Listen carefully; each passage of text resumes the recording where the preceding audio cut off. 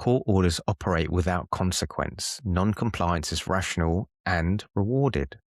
Children experience prolonged instability. Enforcement failure is systemic. In any other area of law, this level of non-enforcement would be unthinkable.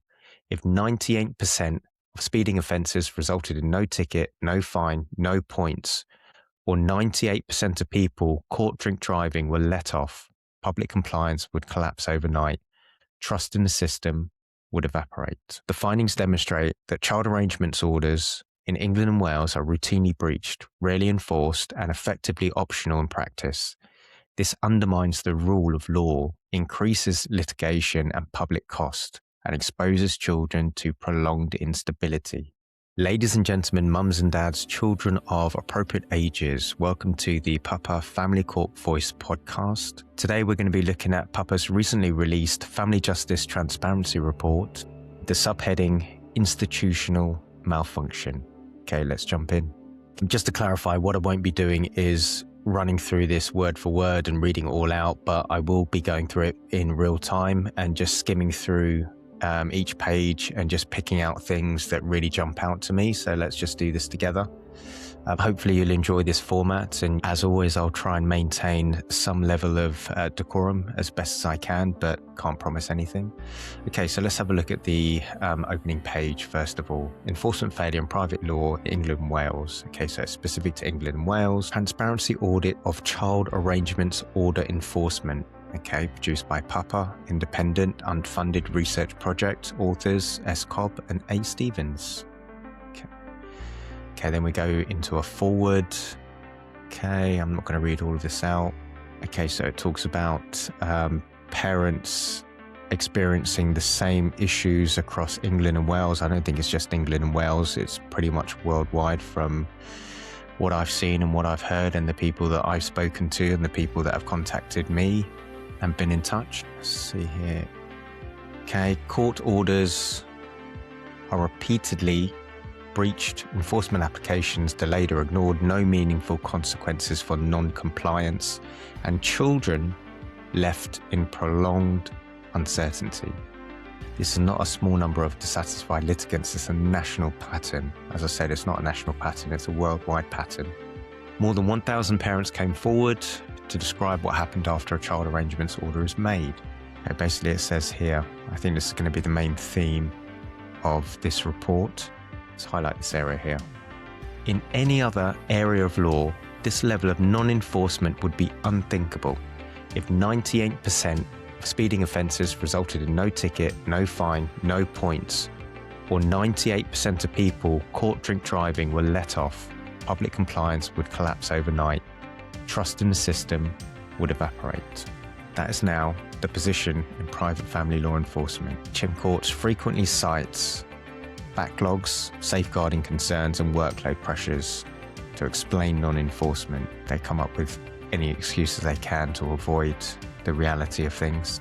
No stable democracy accepts that laws apply only when convenient. Crucially, much of what is often described as needed reform already exists in law. Every child arrangements order carries a statutory warning that breach may result in punishment. Courts already possess enforcement powers. The failure identified in this report is not legislative, it's institutional. Okay, the report does not argue for new law, it documents whether the state uses the powers it already holds. Okay, so that's very important here. Let's highlight this part here. This report does not argue for new law, it documents whether the state uses powers it already holds. The findings are stark. A justice system that enforces fewer than 2% of its own breached orders cannot credibly claim authority. It's not about individual parents, it's about institutional failure, and its consequences fall directly on children. So here we've got the contents, we've got the executive summary, key findings at a glance, bit into the first page we can see 5 sections. 1, the introduction. 2, the purpose of the report. 3, who are we? 4, the legal framework. 5, the methodology, and you can see here below 5.1 to 5.10 the different parts of the methodology. I won't read them all out, you can see them on the screen here.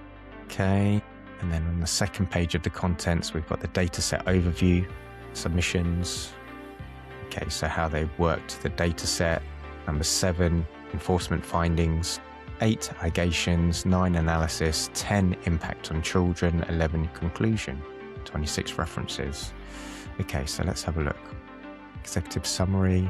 Okay, let's skip through this, but basically it just talks about a little bit about what it said in the introduction, or what we spoke about in the introduction there.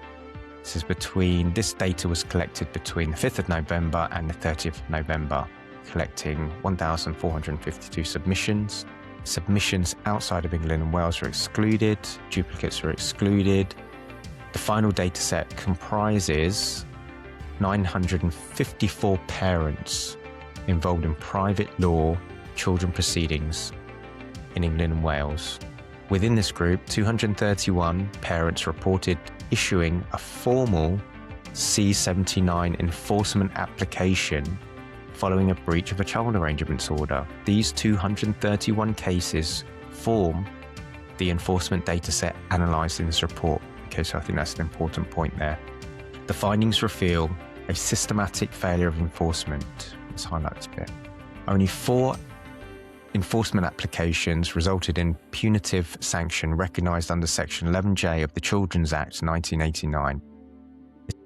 This represents a punishment rate of 1.7%. Okay, so that explains the less than 2% number that was quoted or mentioned earlier. In over 98% of cases, breach resulted in no fine, no unpaid work requirement, and no custodial sanction. Enforcement is typically pursued after repeated breach. Among respondents who reported breach frequency, approximately 69% experienced 5 or more breaches before enforcement was attempted. Enforcement proceedings are subjected to extensive delay. More than half of the enforcement applications waited over 3 months for a hearing, and nearly 90% waited longer than 1 month. I highlight this bit here. Delay has direct consequences for children. Among parents who waited more than 3 months for enforcement, 78 cases reported having no contact with their child during the waiting period, despite an order being enforced. Enforcement does not deter non-compliance. 96.6% of respondents reported that enforcement action failed to prevent further breach.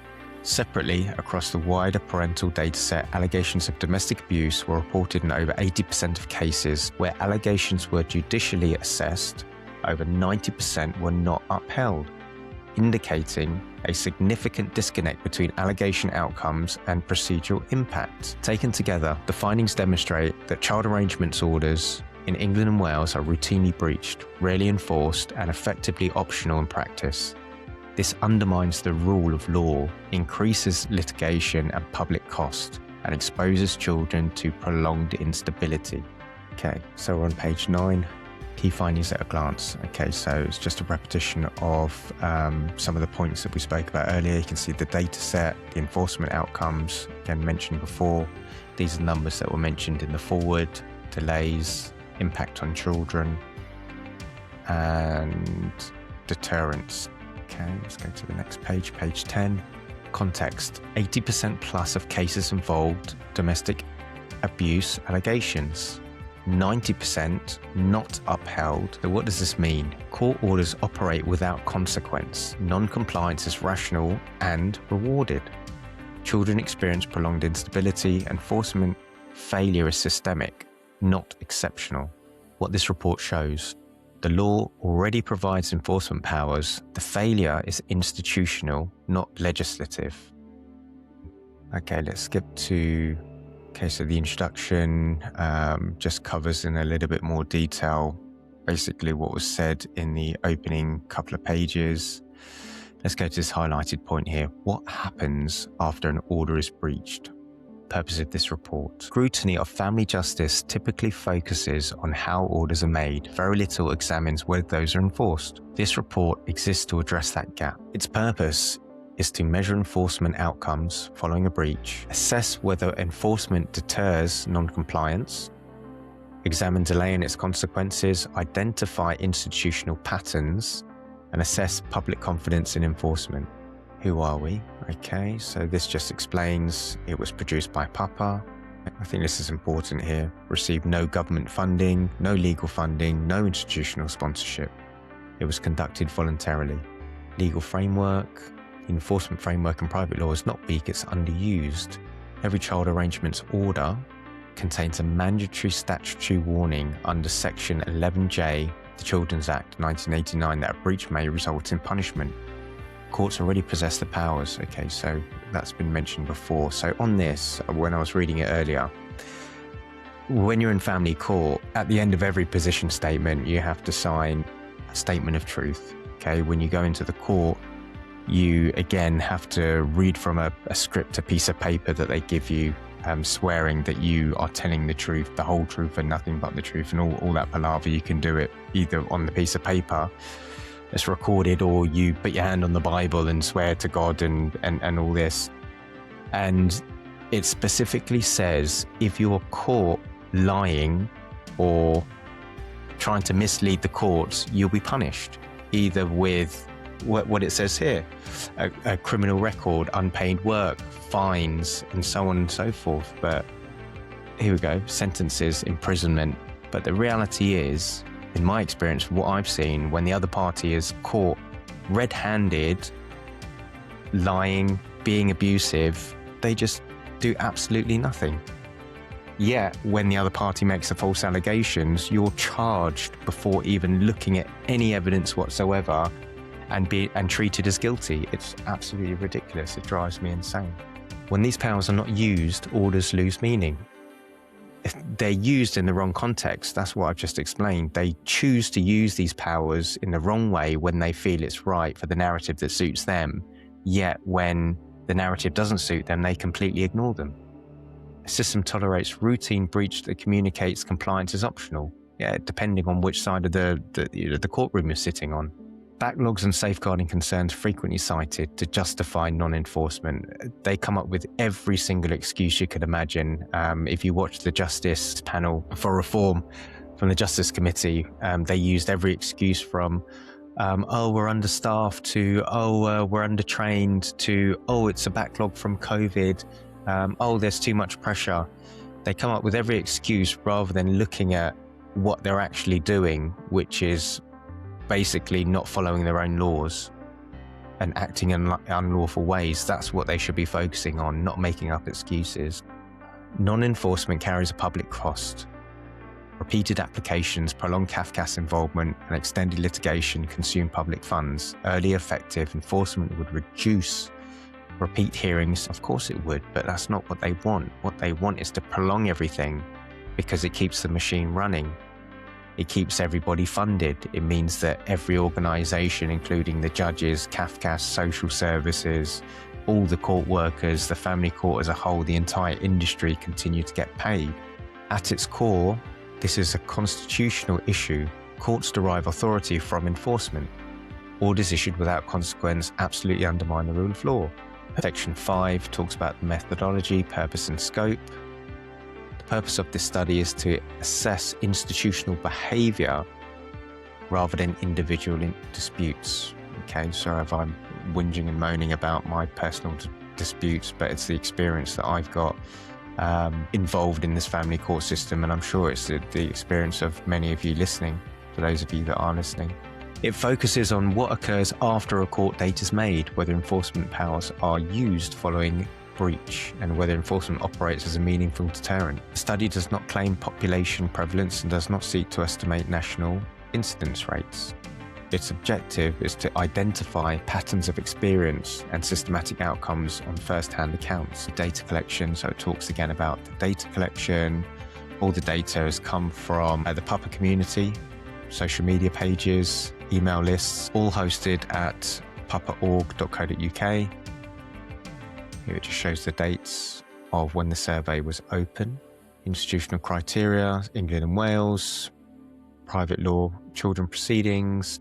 Okay, it's just talking about the inclusion criteria here. Deduplication, that's fine, we can skip through this.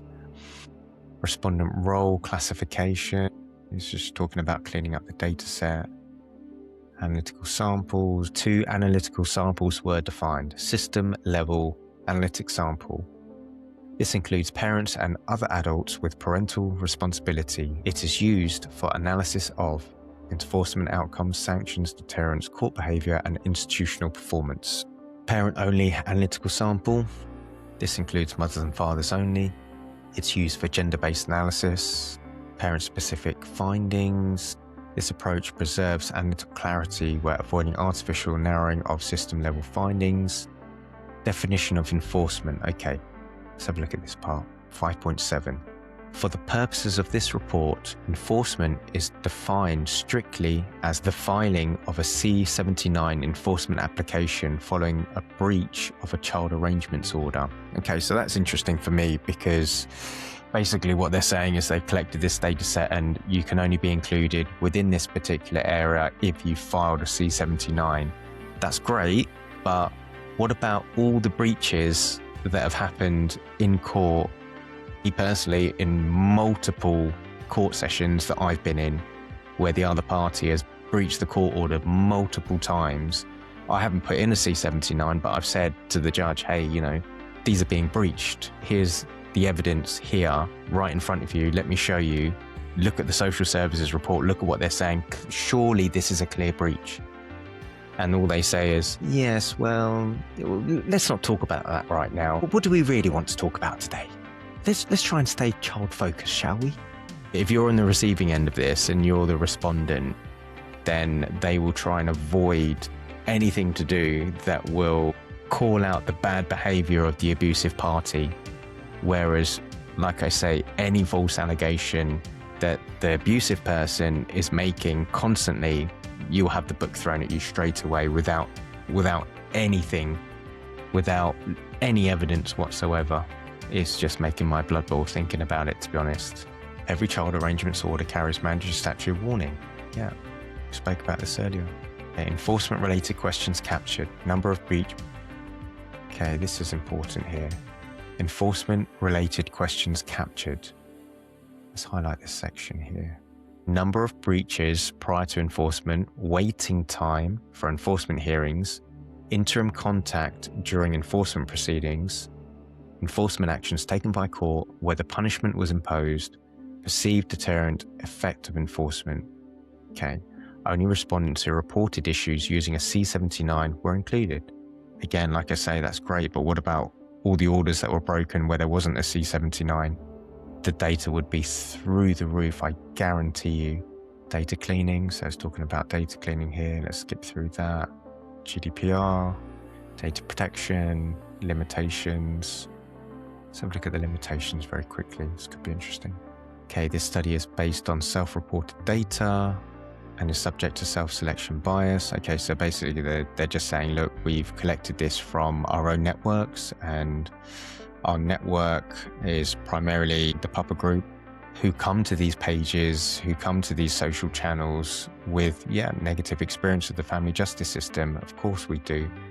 That's why we're here, because we're tired and we've had enough of how this operates and having no voice to be able to do anything while lives are being ruined, while our children's lives are being ruined. Okay, so then it just verifies that, hey, do you know what? Actually, it's a large number of people that have contributed to this. It's the largest report or largest collection of this kind of data, certainly in the UK. As far as I'm aware, Papa is now at the level where it's larger than Women's Aid, it's larger than Fathers for Justice. I believe it's larger than both of those two combined. So it's a huge community worldwide. And I think it's going to be absolutely scandalous if nobody in government, nobody in the family court system, no one in mainstream media picks this up and actually looks at this and responds to it in some way, in some meaningful way. Okay, so here we can have a look at the data set.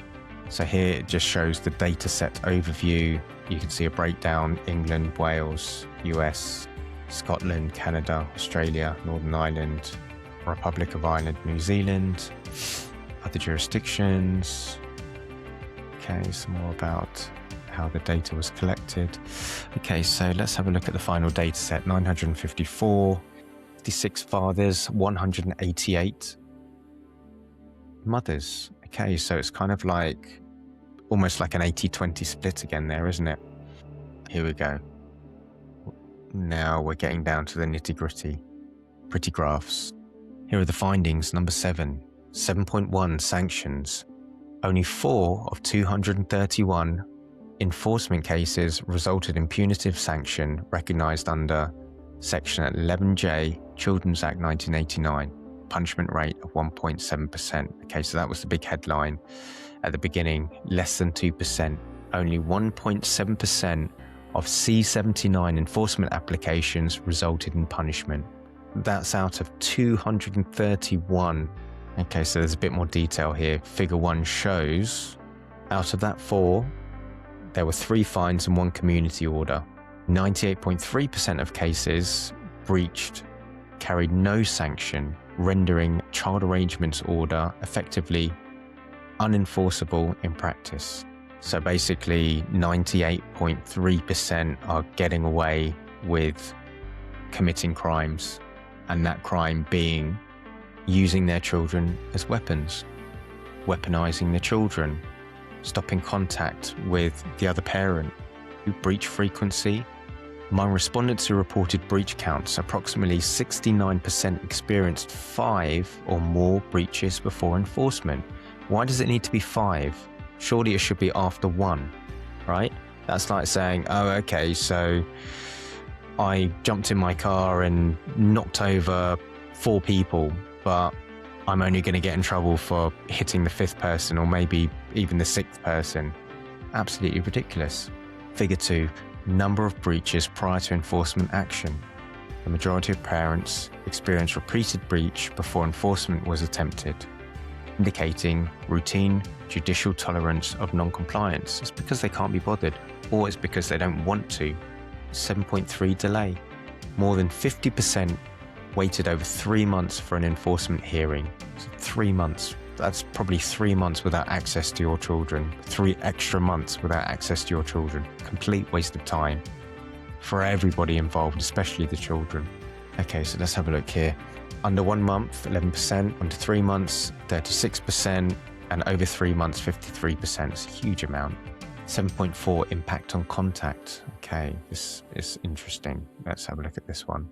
Among those waiting over 3 months, 78 cases reported no contact with their child during the delay. I've experienced this firsthand. They say, preventative measures, we're not going to allow contact. It's absolutely baffling and disgusting. Absolutely disgusts me. That the other parent would even do that to another human being and do that to their own children. But even more disgusting is the people that are supposed to be protecting you as a victim and protecting your children are just not only allowing it to happen, but they're encouraging it to happen. It makes me sick to my stomach. It really does. During 3+ month enforcement delays, most reported no contact with their child. No contact, 67%, nearly 70%, and contact maintained, 32%. 7.5 deterrence, 96.6%, that's nearly 97% reported enforcement did not deter further breach. Okay, so 3.5% said that there was a deterrent, 96.5%, okay, 96.5, not a deterrent, was it 96.6? Okay, might be a typo there. 96.6% reported a breach. Let's just call it 97%. It's a huge amount. Look at the difference. Let's have a look at this part here. Allegations. Okay, I'm assuming that we are talking about allegations of abuse, whether it is against the other parent or with regards to the child. In any case, I assume that we're talking about safeguarding issues here. Allegations were reported in 80% of parental cases, where judicially assessed 90% were not upheld. These figures do not imply dishonesty, but demonstrate procedural impact disproportionate to outcome. Okay, so basically what we're looking at here is the report is saying, okay, where there were allegations of abuse, these appeared in 80% of the cases. And of that 80%, 90% of those were not upheld. Okay, so that's very similar to a bit of research that I've been doing as well. This is actually a little bit higher. From my understanding, or from the research that I've done, where there have been allegations of abuse. In UK family court, where there's allegations of abuse, from what I found is that 80% of those are found to be false. I think that's what we're getting at here. Here it says 90%. So that's a higher number in this data set. But, you know, it's not far off. 90%, 80% is still way too high, right? So what does that figure tell us anyway? It tells us there are too many allegations that are happening in family court, and 90%, 80, 90% are not being upheld. What does that tell you about the system? What it's encouraging, what it's perpetuating? Is that a word? Perpetuating. This line here. These figures do not imply dishonesty, but demonstrate a disconnect between procedural impact and final outcomes. So, to me, basically what this says is that the system clearly isn't working. The system's being manipulated by individuals, in my opinion, by the law firms, the solicitors, the judges, the social workers. Everybody in the industry is basically manipulating the whole family court arena, and toxic and abusive parents are literally utilizing this as a way to gain control either of the other parent and by using the children for their own personal gain and their own personal pleasure. Again, it's taxpayers' money. Okay, so let's have a look at the analysis. A system, let's highlight this bit here. Okay, I think we are on the last couple of pages here. I probably waffled on far too long, so I think let's have a look at this end part here. It's going to be pretty key. Analysis, I'm going to highlight this section. A system enforcing fewer than 2% of breached orders is not functioning as an enforcement system. Delay, tolerance of repeated breach and absence of sanctions combine to normalize non-compliance. Judicial authority is weakened, litigation prolonged, and children destabilized. It's not just children that are destabilized, it's the entire family. Okay, let's look at 10, impact on children. It's funny, isn't it? Because the family court, CAFCAS, social services, the judges, they all claim to be working in the best interest of the children, but from what I see, nothing that they do is in the best interest of the children, not one thing. The only thing that I see them doing is the best interest of lining their pockets.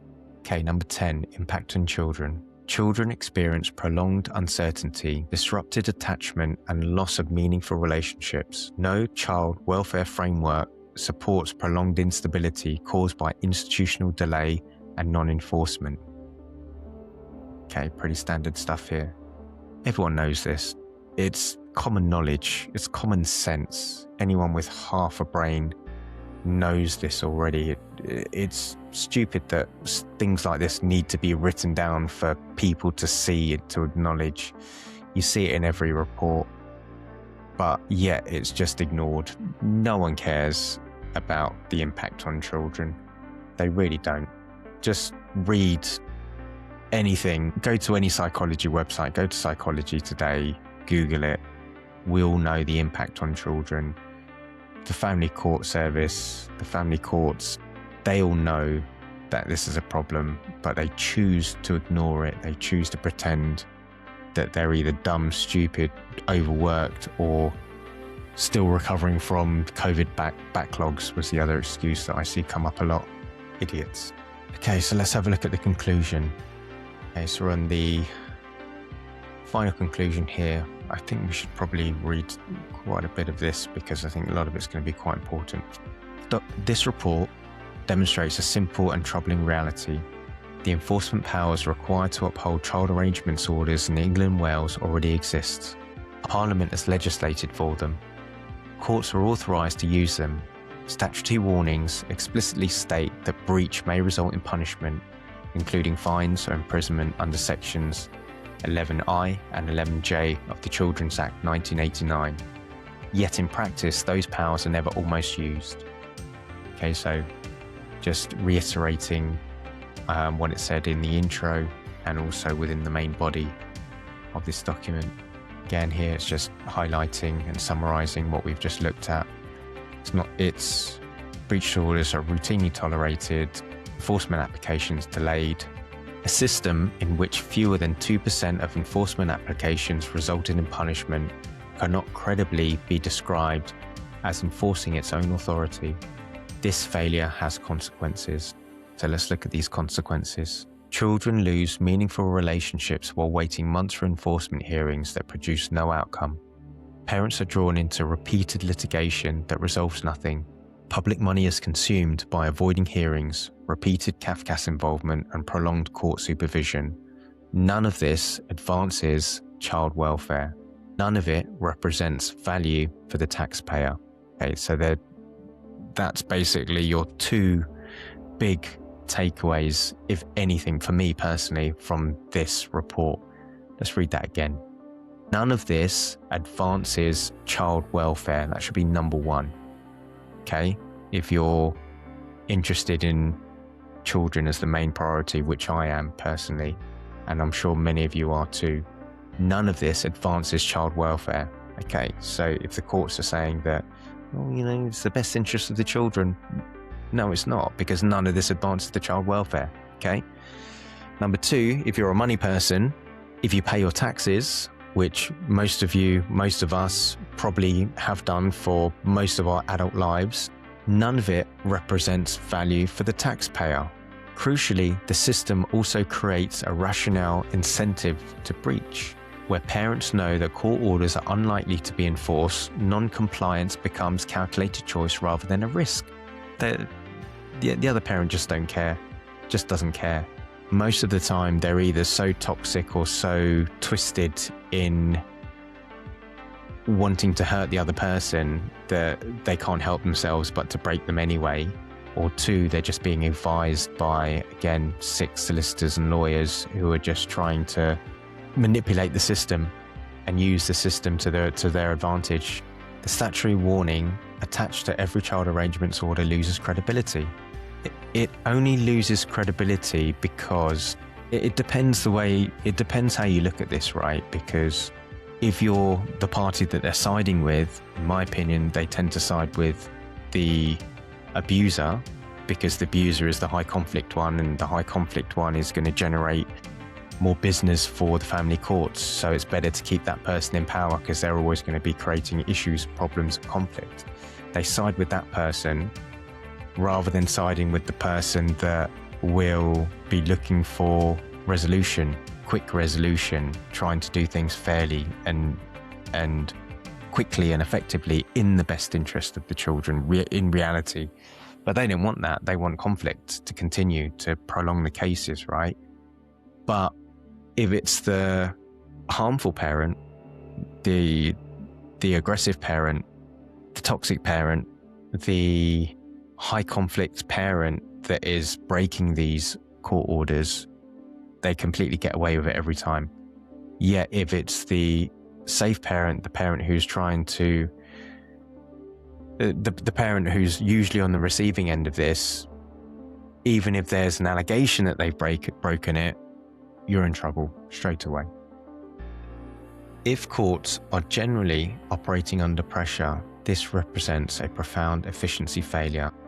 They're not operating under pressure. The only reason they're operating under pressure is because of the way that they organize themselves. It's dumb. It doesn't make sense. They create their own issues and problems by prolonging every case unnecessarily because they're trying to be clever by generating more income, profit, and money for themselves. That's why they're overworked, or that's why there's a backlog. Just look at what's in front of you. It's pretty obvious. You don't need to go, I'll come back in 3 months' time because that's the way we do things and we're going to look at stuff, and then you come back in another 3 to 6 months' time and then we'll look at the stuff that you've brought in.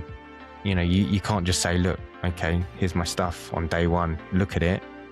You tell me whether this is a valid allegation or this is a valid concern. You tell me who's the aggressor and you tell me who's the victim here. Oh yes, sorry, we're not here to discuss that today. We're just here to discuss what we're going to discuss in 3 months' time. Fucking morons. Okay, let's finish with this last section here.